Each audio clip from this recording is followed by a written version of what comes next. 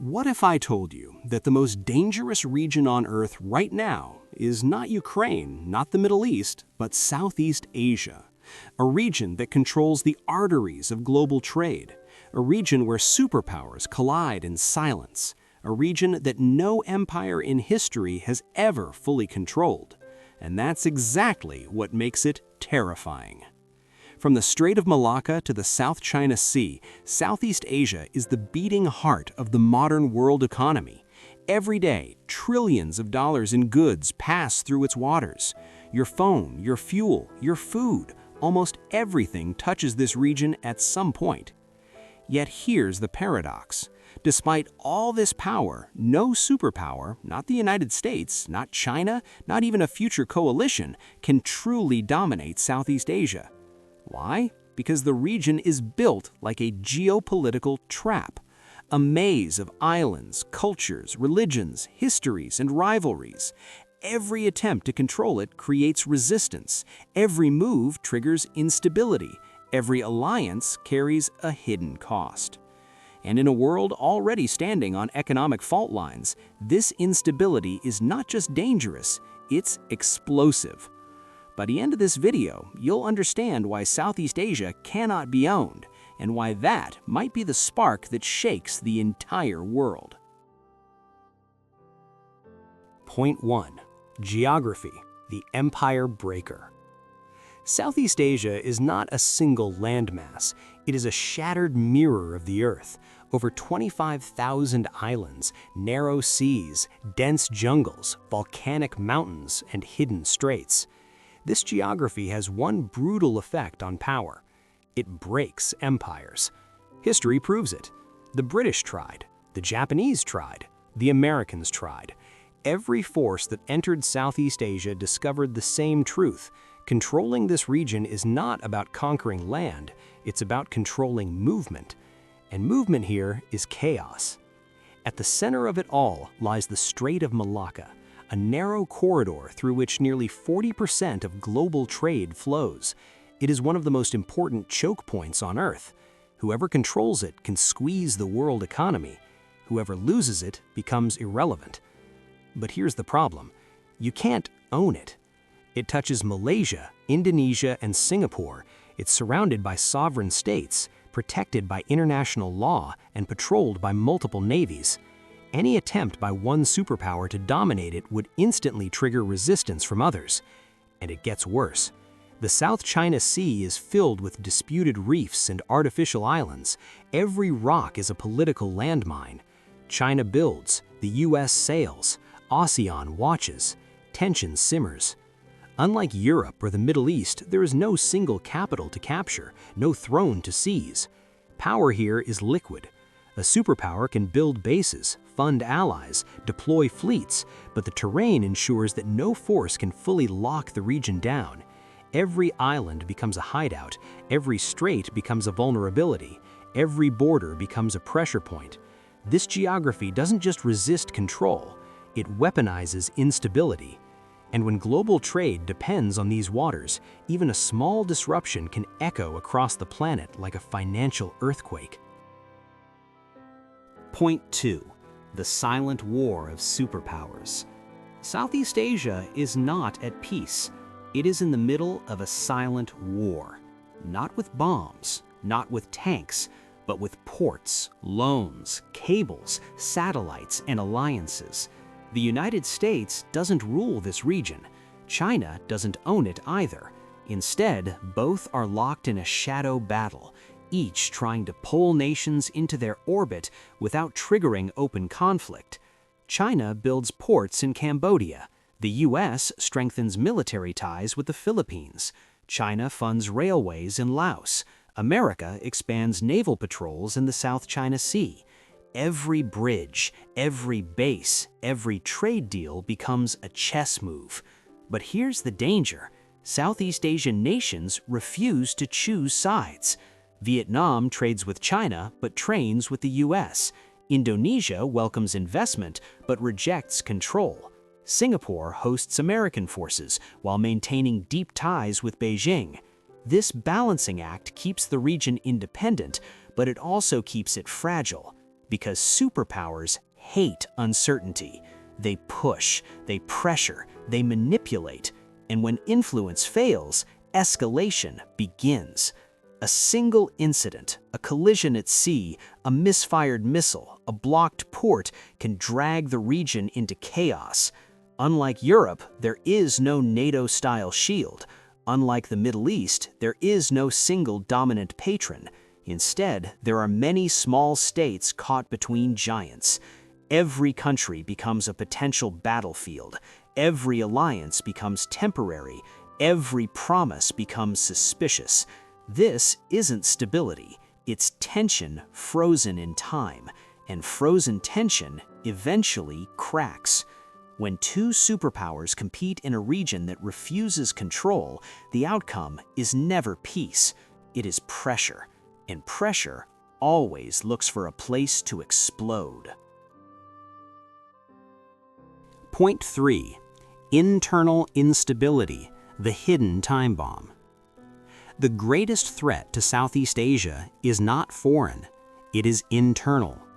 This region is young, diverse, and politically fragile. Many nations are still defining who they are. Borders were drawn by empires. Identities were shaped by survival. Power structures remain unstable. Coups in Myanmar, protests in Thailand, separatist tensions in the Philippines, ethnic and religious divides across Indonesia and Malaysia. These are not isolated events. They are fault lines. And superpowers know how to exploit fault lines. When a government wobbles, influence rushes in. Loans become leverage. Weapons become loyalty. Support becomes control. Every internal crisis becomes an invitation. A military takeover in one country sends shockwaves across borders. Refugees flow, trade slows, investors panic, neighbors react.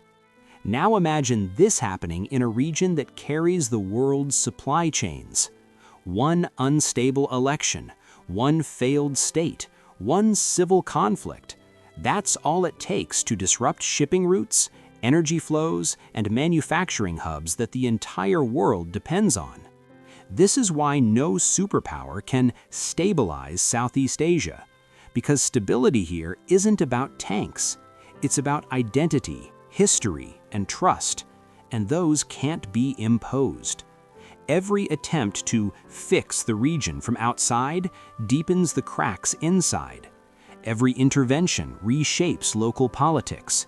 Every alliance creates enemies. The region doesn't collapse loudly, it fractures quietly.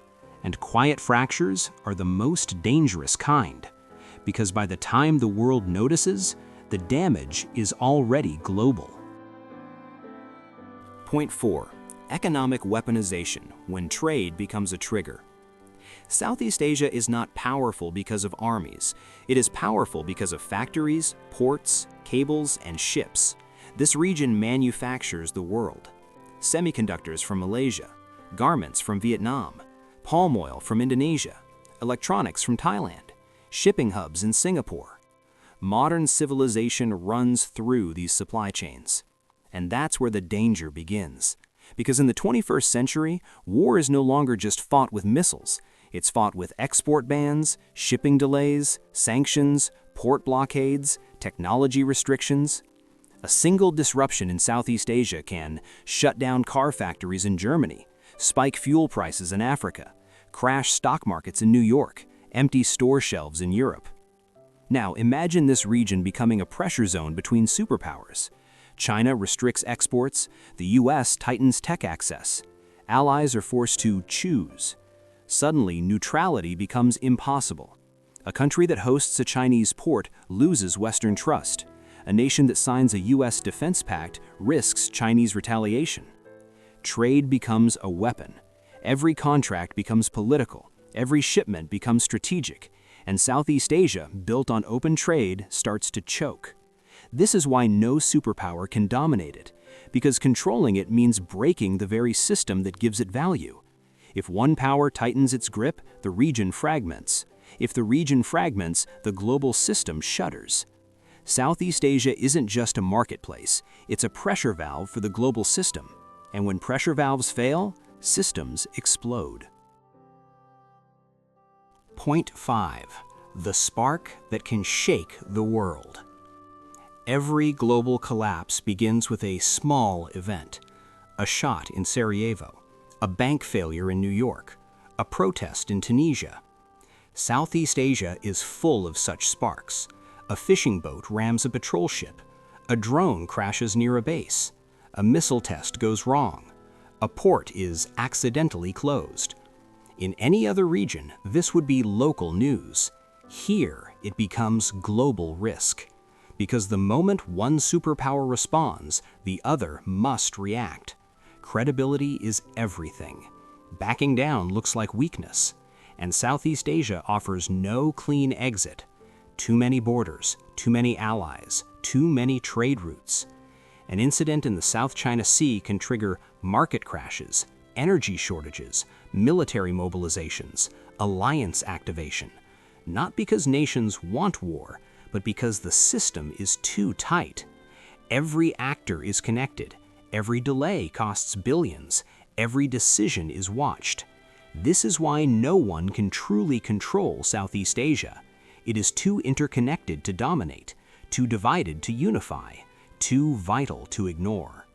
It exists in a permanent state of strategic tension. And that tension is not stable. It is waiting. Waiting for a spark. Waiting for a mistake. Waiting for a moment when diplomacy fails and pride takes over. The region doesn't need to collapse. It only needs to stumble. And when the world's economic heart stumbles, the entire planet feels the shock. Southeast Asia doesn't look like a battlefield. There are no burning cities on your screen, no daily war headlines, and that's what makes it the most dangerous place on Earth. Because this region is not breaking, it is bending under the weight of superpower rivalry, under the pressure of global trade, under the tension of its own history. No empire can dominate it. No alliance can fully protect it. No strategy can simplify it. And in a world built on fragile supply chains, instant markets, and constant competition, a region that cannot be controlled becomes the ultimate wildcard. The next global crisis will not announce itself. It will arrive as a minor incident, a temporary disruption, a localized conflict, until suddenly it isn't. Southeast Asia will not start the next world crisis on purpose, but it might be where the world loses control.